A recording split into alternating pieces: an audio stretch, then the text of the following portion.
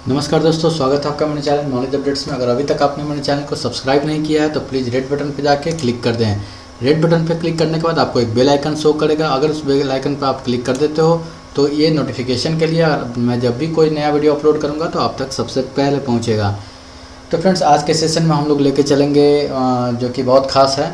और एक बार और मैं बता दूं कि अगर मेरे वीडियोस को एक्सेस करने में प्रॉब्लम हो रही है तो आप यहां प्लेलिस्ट में जाकर प्लेलिस्ट से आप यहां देख सकते हो Beltron previous mock MCQ collection. यहां से आप कोई भी प्लेलिस्ट एक्सेस करके सारे वीडियोस को एक साथ देख सकते हो। तो चलिए आज चलते हैं आज के अगले सेशन में। आज क्या क्या इम्पोर्टेंट है। तो दोस्तों, आज का जो सेशन है उसमें मैं बिहार एग्जीक्यूटिव असिस्टेंट को लेके बिहार कार्यपालक सहायक की जो वैकेंसी आई थी और ऑब्वियसली अभी आ भी रही कहीं कहीं, और उसके विषय में चर्चा करेंगे। तो कहाँ कहाँ एग्ज़ाम हो चुका है और कहाँ कहाँ बाकी है उसके बारे में भी बातें करेंगे। और इसमें देखेंगे कि अगर आपको ज्वाइनिंग लेनी है तो कितना टाइपिंग स्पीड आखिर चाहिए कि हमारा ज्वाइनिंग हो जाए। और इसको मैंने बेल्ट्रॉन से लिंक इसलिए किया है दोस्तों कि कहीं ना कहीं जो बेल्ट्रॉन का अभी होने वाला है, आपको जो पेपर होने वाला है डीईओ का, तो उसमें भी जो टाइपिंग स्किल होगा तो ऑब्वियसली जो भी हमारे एग्जीक्यूटिव असिस्टेंट के जो कैंडिडेट होंगे, जितने भी कैंडिडेट अभी तक इस एग्जीक्यूटिव असिस्टेंट को दिया है वो सारे कैंडिडेट यहाँ भी बैठने वाले हैं। तो हमें ये पता करना चाहिए कि हमारे कॉम्पिटिटर कैसे हैं और टाइपिंग स्पीड जो है वो कितना जा रहा है। मेन फोकस करना है कि टाइपिंग स्पीड कितना जा रहा है, क्योंकि ये टाइपिंग बेस्ड जॉब है। और बहुत सारे व्यूअर्स ने मेरे ये कमेंट भी करा था कि सर आप इसका अपडेट लगा दें। तो इसके बारे में सबसे बड़ी बात है कि इस वीडियो में आपको वो प्रूफ बताने वाला हूँ जिससे ये साबित होता है, ये प्रूफ हो जाएगा कि हमें कितना टाइपिंग रखना चाहिए सिलेक्शन के लिए। और आगे चर्चा करेंगे कि कितना रैंक आ जाए तो हम अपने आप को सेफ समझ सकते हैं और हमारी सिलेक्शन हो जाएगी।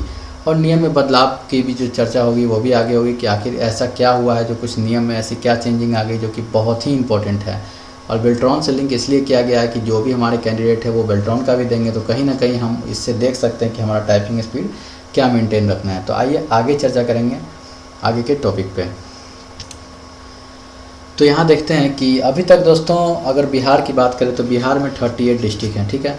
अगर उसमें बात करें कि बहुत सारे ज़िले में आपको एग्जीक्यूटिव का एग्ज़ाम हो चुका है, जैसे दरभंगा में हुआ, पटना में हुआ, मुजफ्फरपुर में हुआ, उसके बाद आपको पश्चिमी चंपारण में हुआ, बहुत जगह एग्ज़ाम वगैरह हुए। लेकिन कुछ जगह अभी भी क्या एग्ज़ाम इसका बाकी है। जी हाँ दोस्तों, अगर जहानाबाद का बात करें तो अभी भी एग्ज़ाम इसका बाकी है। अगर हम लोग बांका का बात करें तो अभी भी एग्ज़ाम इसका बाकी है। अगर हम लोग शेखपुरा की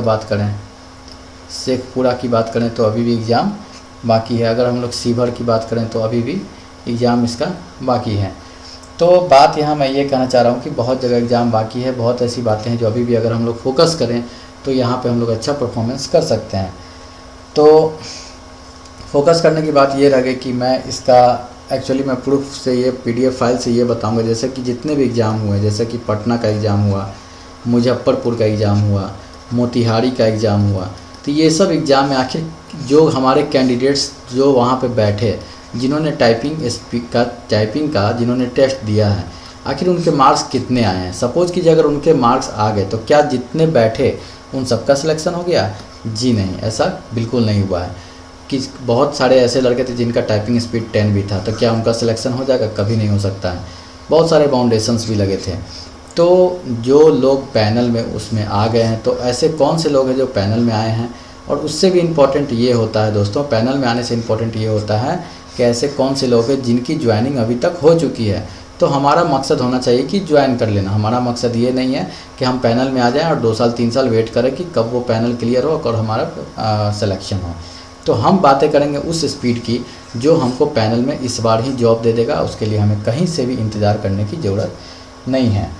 तो अगर हम बात करें, अगर हम देखते हैं दोस्तों मुजफ्फरपुर की, तो मुजफ्फरपुर में क्या किया गया था, 60% एक फाउंडेशन दे दी गई थी। ये चर्चा होगी। अब मैंने एक आपको पिक्चर में ये भी लगाया, आपने देखा होगा कि इसमें कौन कौन सी फाउंडेशन दी गई है। अपने शुरू में मैंने ये लगाया है कि नियम में कौन कौन से बदलाव हुए हैं। तो दोस्तों जिनका भी मैट्रिक में 60% था वही लोग मुजफ्फरपुर में एग्ज़ाम को दे पाए। और अगर पटना की बात करें तो जिनका भी 70% था वही लोग पटना में एग्ज़ाम दे पाए।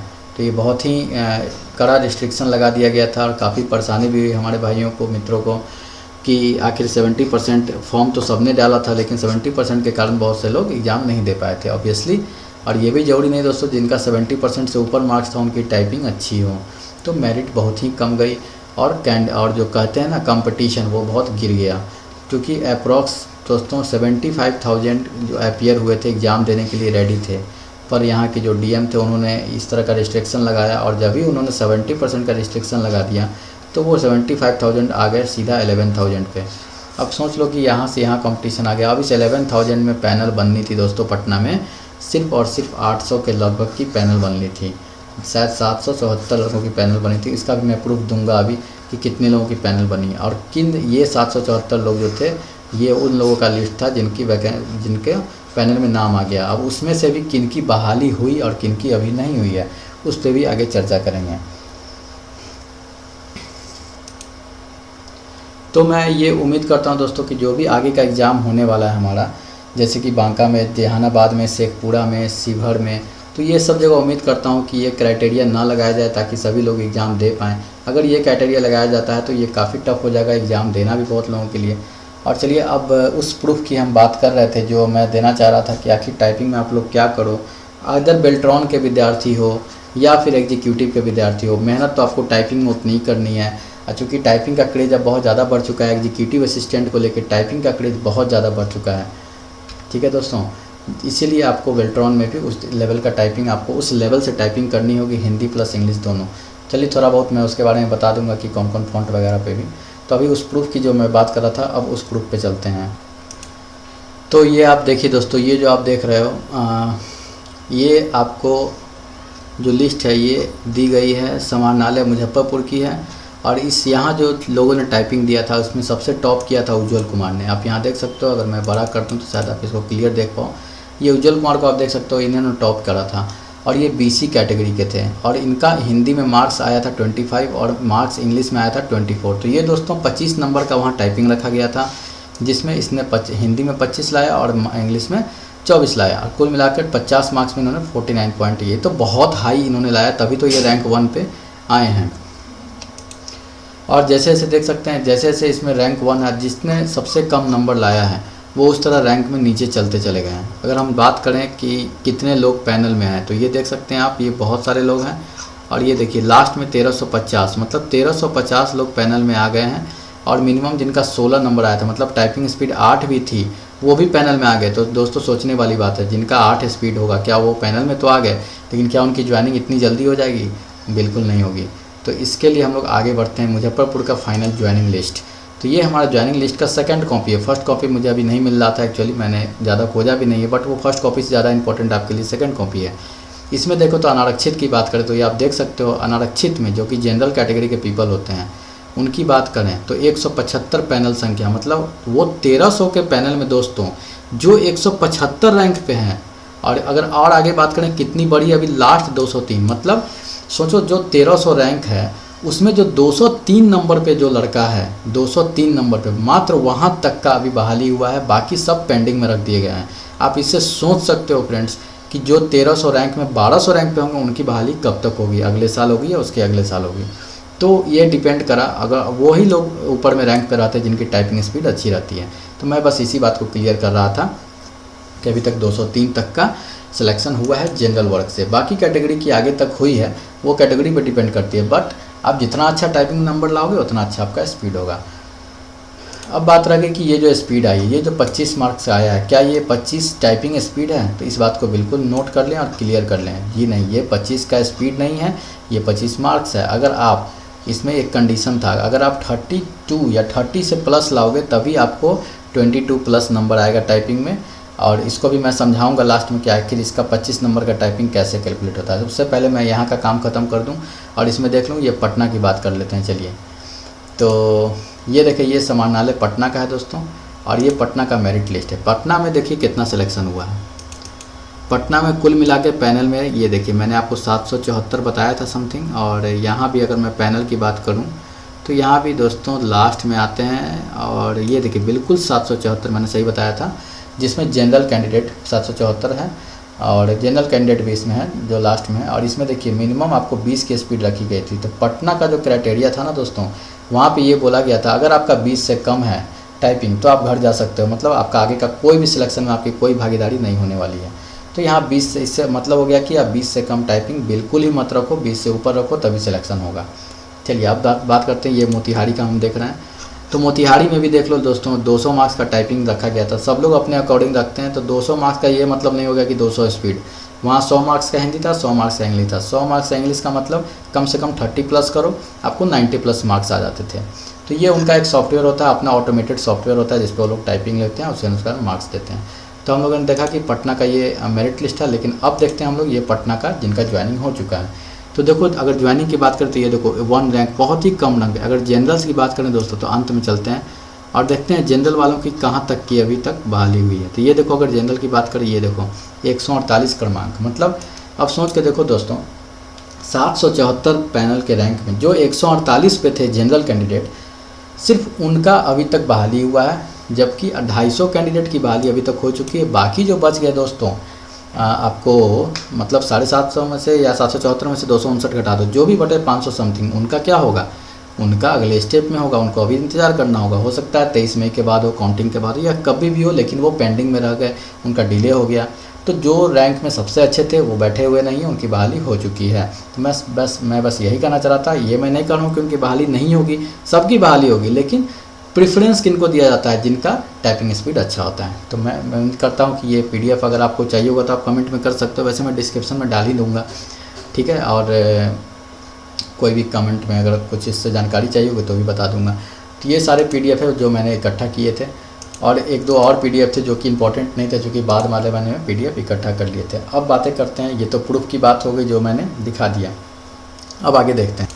तो आगे देखते हैं कि टाइपिंग स्पीड का कैलकुलेशन। आपने देखा कि कहीं कहीं टाइपिंग आपको ले जा रही है 50 नंबर की, कहीं कहीं ले जा रही है आपको 100 नंबर की, कहीं ले जा रही है 25 नंबर की, ठीक है। तो इसका मतलब ये नहीं हुआ कि ये स्पीड है, ये टोटल मार्क्स है। अगर आप 30 प्लस करते हो दोस्तों तो आपका 50 में कम से कम 45 से ऊपर स्पीड का मतलब मार्क्स जो है आपका जुटेगा। अगर आप 30 प्लस यहाँ करते हो तो कम से कम आपका 100 में 90 प्लस मार्क्स जुटेगा। अगर आप 30 प्लस यहाँ करते हो तो कम से कम 25 में 21-22 प्लस जुटेगा।